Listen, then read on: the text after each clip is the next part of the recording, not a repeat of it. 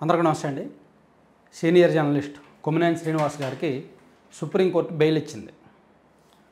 ఈ అమరావతి రాజధాని విషయంలో కృష్ణరాజు గారు అండ్ కొమ్మినేని శ్రీనివాస్ గారు జరుపుతున్న డిబేట్లో అమరావతి దేవతల రాజధాని అని చంద్రబాబు నాయుడు గారు చేసిన వ్యాఖ్యలకు కౌంటర్గా అది దేవతల రాజధాని కాదు, వేశ్యల రాజధాని అని ఒక కామెంట్ కృష్ణరాజు గారు చేయడం, అది విన్న వెంటనే కొమ్మినేని శ్రీనివాసరావు గారు వెకిలి నవ్వులు నవ్వడం, ఇదంతా కూడా చాలామంది మనోభావాలను దెబ్బతీసింది.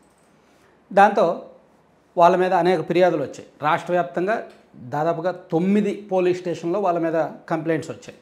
ఆ కంప్లైంట్స్ మేరకు పోలీసులు కేసు నమోదు చేశారు. 4 రోజుల కిందట కొమ్మినేని శ్రీనివాస్ గారిని అరెస్ట్ చేశారు. నిన్నగాక మొన్న రోజు రాత్రి కృష్ణరాజు గారిని అరెస్ట్ చేశారు. సో కొమ్మినేని శ్రీనివాస్ గారిని బెయిల్ కోరుతూ పిటిషన్ సుప్రీంకోర్టులో వేశారు. సుప్రీంకోర్టు ఇమీడియట్గా దాన్ని విచారణకు స్వీకరించి ఈరోజు అతనికి బెయిల్ మంజూరు చేసింది. ఈ సందర్భంగా జరిగిన వాదనలో కూడా సుప్రీంకోర్టు కీలకమైన కామెంట్స్ చేసింది. నవ్వినంత మాత్రాన అరెస్ట్ చేసేస్తారా? 41A నోటీస్ ఇవ్వకుండా అరెస్ట్ చేసేస్తారా? అరెస్ట్ చేసి జైల్లో పెట్టేస్తారా? మేము కూడా కేసుల విచారణ సందర్భంగా మేము కూడా చాలాసార్లు నవ్వుతాం, ఇది తప్పు కాదు అనేటట్టు సుప్రీంకోర్టు కొన్ని కామెంట్స్ చేసింది. సో విచారణ సందర్భంగా పిటిషనర్ తరపు కొమ్మినేని శ్రీనివాస్ గారి తరపు వాదనల్లో కూడా బలంగానే వినిపించారు. నిజానికి పోలీసులు నమోదు చేసిన సెక్షన్ ప్రకారం ఇవన్నీ కూడా 3 ఏళ్ల లోపు శిక్ష పడే సెక్షన్లే. అంటే బెయిల్ ఇచ్చేయచ్చు అండ్ 41A నోటీసులు ఇచ్చి ఆ తర్వాత అరెస్ట్ చేయాలి. అతనేమీ పరారు అవ్వలేదు, అతనికి అందరికీ అందుబాటులోనే ఉన్నాడు. అండ్ అతన్ని అరెస్ట్ చేసిన తర్వాత సుమారుగా 370 కిలోమీటర్లు బై రోడ్ తీసుకువెళ్ళారు, ఇమీడియట్గా అరెస్ట్ చూపించలేదు, ఇలా ఇవన్నీ చెప్పారనమాట. సో దీంతో సుప్రీంకోర్టు కూడా వాళ్ళ కామెంట్స్తో ఏకీభవించి అతనికి బెయిల్ మంజూరు చేసింది. 70 ఏళ్ల వయసులో అలా అరెస్ట్ చేయకూడదు, అరెస్ట్ చేయడం తప్పు అనేటట్టు ఒక రకంగా ఆంధ్రప్రదేశ్ పోలీసులకు చెప్పింది.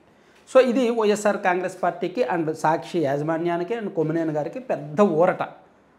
అయితే మనం మొదటి నుంచి ఊహించింది అతనికి బెయిల్ వస్తుంది అనే సంగతి ఊహించింది. ఎందుకంటే అట్రాసిటీ కేసు ఎందుకు పెట్టారు పోలీసులు? అసలు అట్రాసిటీ కేసు పెడితే బెయిల్ రాదు కాబట్టి, నాన్ బెయిలబుల్ కాబట్టి అట్రాసిటీ కేసు పెట్టారు. కానీ ఆ కేసులో సాక్ష్యాలు లేవు, అంత బలమైంది కాదు, ఏదో కక్ష సాధింపు కోసం ఆ అట్రాసిటీ కేసు తగిలించినట్టు ఉంది తప్ప నిజానికి అమరావతి మీద వ్యాఖ్యలు చేసిన విషయంలో అట్రాసిటీ కేసు పెట్టాల్సిన అవసరం లేదు.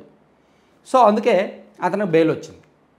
అయితే చట్ట ప్రకారం కొమ్మినేని గారు సేఫ్, బెయిల్ వచ్చేసింది, విడుదలైపోతారు, ఇమీడియట్గా రిలీజ్ అయిపోతారు, ఇబ్బంది లేదు. కానీ నైతికంగా అది తప్పే. ఆయనకున్న వయసు చూసినా, ఆయనకున్న అనుభవం చూసినా, ఒక ప్రాంతాన్ని ఉద్దేశించి అది వేశ్యల ప్రాంతం అని అన్నప్పుడు ఆయన జర్నలిస్ట్గా ఇమీడియట్గా ఈ వ్యాఖ్యను మీరు వెనక్కి తీసుకోండి, మనం డిబేట్ కొనసాగించాలంటే ఈ వ్యాఖ్యను మీరు వెంటనే వెనక్కి తీసుకోండి, అలా అనకూడదు, తప్పు, మనకది నచ్చకపోయినా మనకది గిట్టకపోయినా ఇటువంటి మాటలు మాట్లాడకూడదు, ఒక ప్రాంతానికి ఆ వృత్తిని ఆపాదించడం కరెక్ట్ కాదని ఆయన చెప్పాలి. వాళ్ళ భావజాలంలో అటువంటిది లేకపోతే ఆయన ఖచ్చితంగా ఖండించాలి, చెప్పాలి. కానీ ఆయన వెకిలి నవ్వులు నవ్వాడు. సో అది చట్ట ప్రకారం తప్పు కాకపోవచ్చు, కానీ నైతికంగా తప్పు. ఒక జర్నలిస్ట్గా ఆయన వాల్యూస్కి ఆయన ద్రోహం చేసినట్టే, ఆయన అనుభవానికి ఆయన ద్రోహం చేసినట్టే, నైతికంగా తప్పు. చాలామంది దృష్టిలో ఆయన విలనవుతాడు. అదే సమయంలో రాజకీయంగా వైసీపీకి దెబ్బ. చట్టం వేరు, నైతికత వేరు. ఓవరాల్గా దీని రిజల్ట్ రాజకీయ ఫలితం వేరు. సో చట్ట ప్రకారం సుప్రీంకోర్టు తప్పు పట్ల వెంటనే బెయిల్ ఇచ్చేసింది. కానీ నైతికంగా దాన్ని ఆంధ్రప్రదేశ్ జనం తప్పు పడతారు, ఆ కామెంట్స్ చూసిన వాళ్ళు.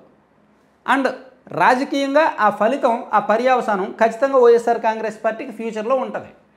అమరావతి విషయంలో వీళ్ళు ఇంకా అలాగే ఆలోచిస్తున్నారు, అలాగే ఉన్నారు అని. సో అది మనం ఇలా దీన్ని చూడొచ్చు అనమాట. మేబీ కృష్ణరాజు గారి కామెంట్స్లో కూడా మేబీ ఇది కూడా 7 ఏళ్ల లోపు జైలు శిక్ష పడే కేసే కాబట్టి అతనికి కూడా బెయిల్ వస్తే వచ్చేయచ్చు. ఎక్కువ కాలం జైల్లో అయితే ఉంచలేరు. ఈ కేసులో కృష్ణరాజు గారిని కూడా ఎక్కువ రోజులు జైల్లో ఉంచలేరు. వాళ్ళ నుంచి ఇంకా కుట్ర ఏమైనా ఉందేమో ఛేదిద్దాము, ఇంకా ఏమైనా నెట్వర్క్ ఉందేమో ఛేదిద్దామని పోలీసులు అనుకున్నా అది అంత ఆషామాషిగా అయ్యే పని కాదని మనం ముందు నుంచి కూడా చెప్తూనే ఉన్నాం కదా.